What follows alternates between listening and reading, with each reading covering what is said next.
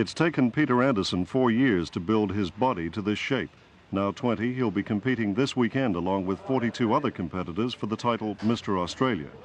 This is the world of triceps, biceps, laterals and pectorals. Bodybuilders may take themselves seriously, but the public at large don't seem to. I think the attitude of the average Australian is that, bodybuilders are a different type of person than anybody else, but in fact, when you get to know them, they're reasonable, quiet, intelligent type people who are very dedicated.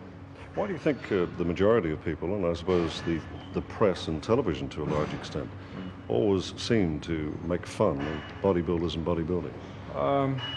I think it's because they've never really regarded it as a sport. In other countries, in Asia and Europe, they regard it as a sport, and a bodybuilder who reaches the peak is regarded as being an athlete.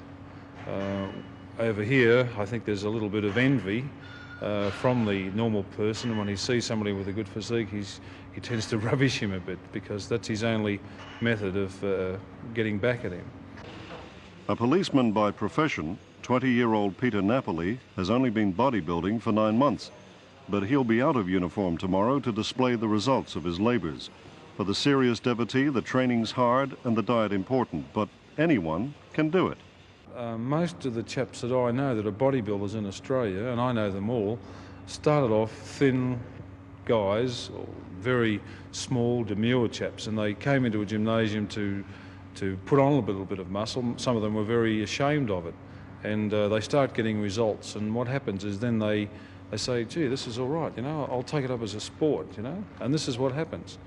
Whereas the bigger guys, they don't care. All they want to do is lose a bit of weight or keep fit, It's training and dedication which has paid off for this man, Arnold Schwarzenegger, 5 times Mr. Universe, 3 times Mr. World, the biggest body in the business.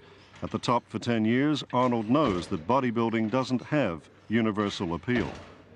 In some countries ago, people think that if you're a bodybuilder, you're narcissistic because you look in the mirror, and they don't understand that the only way you see your progress of your physique is by checking in a mirror or stepping on a scale or taking a tape measure and measuring your muscles.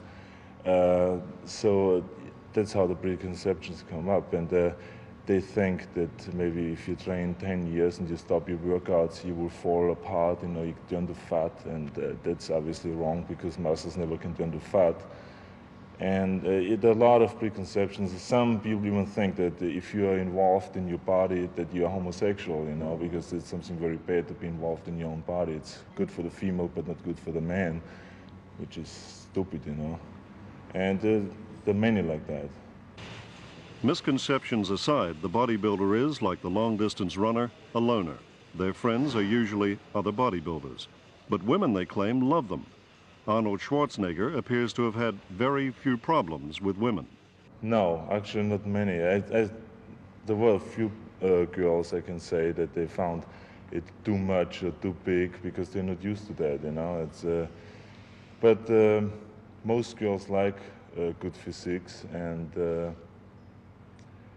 in America, like I say, the people are much more educated as bodybuilding, and they're much more into it, and the girls over there take it probably much more than in Australia. But I haven't found a girl yet in Australia who hated muscles or thought it was gross or anything like that.